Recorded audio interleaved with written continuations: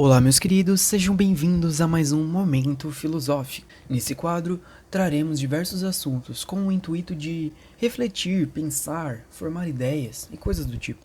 Por gentileza, continue conosco. Eu sou Daniel, um cristão reformado, e esse é o meu ensaio.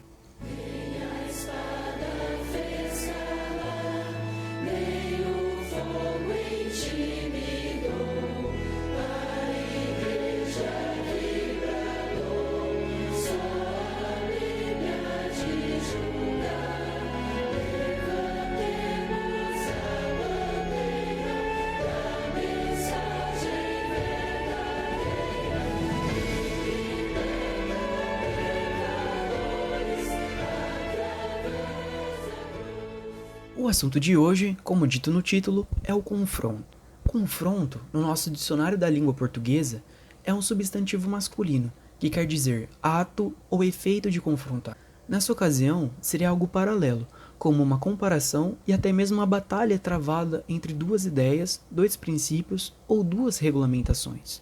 Existem muitas classificações e derivações, mas hoje traremos o confronto no sentido filosófico de embate, uma espécie de choque entre duas informações. Temos o confronto em várias formas e linguagens, mas nesse caso o foco é no formato de admoestação e exortação, que são basicamente uma espécie de relação entre tese e antítese, onde, por exemplo, existe algo de errado sendo feito e alguém alerta de que isso está errado, com base em algo que esteja certo. Com a chegada de uma mensagem vinda do Oriente para o Ocidente, tendo como base a diferença entre os dois povos, temos duas linguagens e visões diferentes sobre o mesmo texto. O que nos socorre em momentos como esse é o contexto em que as coisas são ditas. O confronto tem perdido destaque dentro das comunidades cristãs.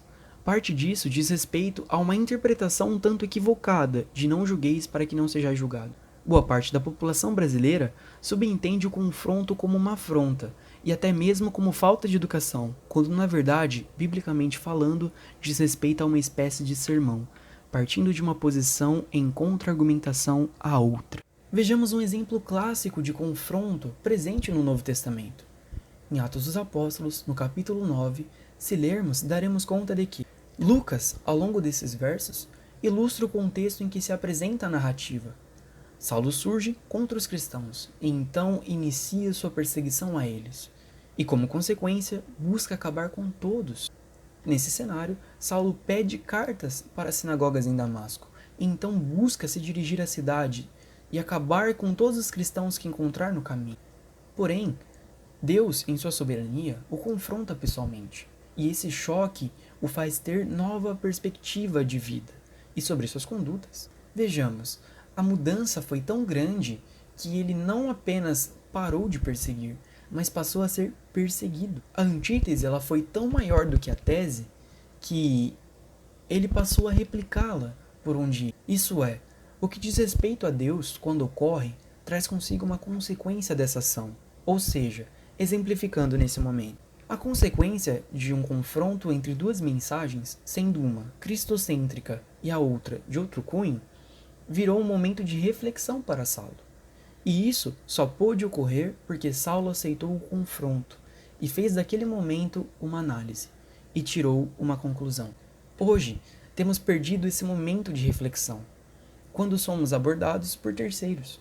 Isso significa que temos prestado muita atenção em outras coisas que talvez nem nos edifique ou nos leve a um crescimento. E acabamos perdendo a oportunidade de não pisar em falso, de receber uma mensagem de uma pessoa que talvez nos ame mais do que ama a si mesma.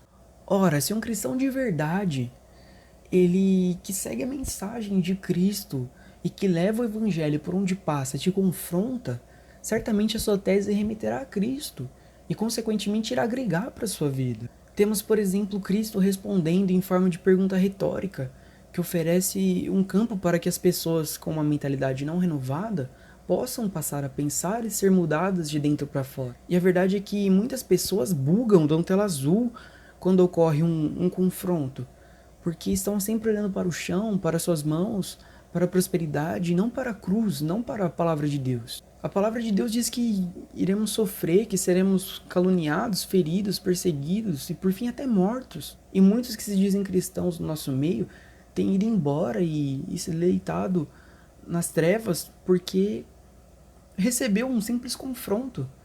E isso não é pela mensagem, mas é pela ausência da recepção da verdade. É realmente doloroso descobrir que a nossa natureza humana não vale nada e que sem ele nada existe. Vemos a multidão saindo, um por um, e só restando 12 no final. Tudo isso porque ele não veio para fazer o que as pessoas querem, para falar o que as pessoas querem ouvir. Ele foi firme o tempo todo. E as pessoas, às vezes, quando os nossos irmãos são firmes conosco, nós não recebemos a mensagem, porque estamos confortáveis demais com o evangelho para nós, e não para ele. É como uma espécie de momento em que o nosso desejo para de ser o centro, de que agora não é mais a nossa vontade, de que agora temos que viver como o Cristo, fazendo apenas o que o Pai fez. E com a chegada dessa mensagem confrontadora do Oriente para o Ocidente, há uma mudança no formato da leitura e da compreensão das coisas. A maioria das pessoas estão ligadas a uma espécie de evangelho popular, onde a mensagem central foi deturpada, e é necessário um confronto para que essas coisas se alinhem. Ora, Cristo confrontou os que estavam no barco no meio da tempestade, confrontou os que estavam à mesa, e hoje faz isso conosco. Depois de Saulo receber a mensagem e acontecer tudo o que lemos, ele estava agora como servo de Cristo. Ele não estava sobre os seus próprios conselhos e entendimento. Antes, no senhorio do pecado, ele estava vivendo em trevas. E agora, sobre o senhorio de Cristo, vivendo em luz. Somos chamados para sermos sal da terra e a luz do mundo. E quando o sal não é o bastante ou a luz não é potente o suficiente, isso quer dizer que a mensagem não está sendo levada no total. Uma semente plantada em uma terra que não tem minerais o suficiente não dá fruto. Uma semente plantada em um lugar que não tem iluminação adequada não conclui o seu ciclo. E, consequentemente, todas as árvores que não dão fruto serão arrancadas e lançadas ao fogo. Sejamos sensatos com nós mesmos. Se realmente fosse tudo um mar de rosas, Jesus não precisaria vir e apagar o nosso histórico dos olhos de Deus. Se a nossa natureza humana fosse boa o suficiente, Jesus não precisaria deixar a sua glória e fazer todo o trabalho pesado. Temos recebido um evangelho contemporâneo completamente arruinado, e sem o confronto, achamos que Deus está em tudo, até mesmo nas coisas que não são da sua natureza. A pergunta em si é a seguinte: o que tem carecido mais da graça de Deus? Você e eu, ou essa mensagem antropocêntrica e romântica? Pode existir a contra-argumentação de que pelo menos essas pessoas estão vindo para Cristo, mas a verdade é que se existia um Cristo de mentira por trás da ilustração, já era. Se existir uma mensagem nesse Cristo que não é contra o que você, em seu corpo humano, deseja, já está tudo errado. A mensagem do Evangelho é confrontadora para nós e diz respeito desde o nosso comportamento até a nossa maneira de pensar. O confronto é como uma cirurgia, com cortes que machucam, mas são necessários para que haja uma mudança. Não são cortes à toa, são calculados, planejados e em busca de um resultado. Então, receber o confronto, analisar e permitir-se tirar uma conclusão é o mesmo que uma das estátuas de Michelangelo fugir de sua lâmina. O autor por trás da obra não golpeia por mal, mas porque é necessário, e se assim significa que há algo de errado que não está certo.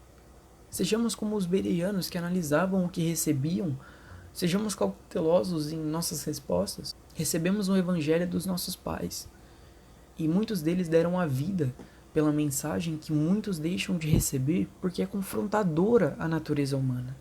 Dizem alguns historiadores que o semblante de um cristão morto por pregar o evangelho é de felicidade. Ele está feliz em dar a sua própria vida, e muitos de nós estamos tristes por perdê-la em um estilo de vida diferente, que degrada o mundo.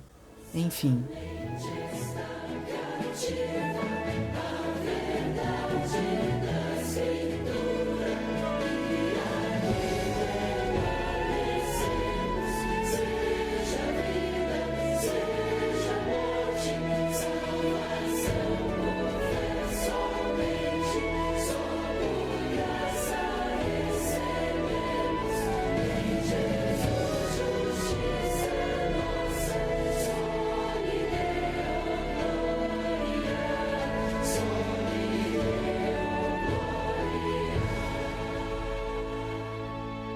Você que está passando por aqui, não vai embora não. O final da vida em Cristo é satisfatório. Já sem Ele, não podemos dizer o mesmo.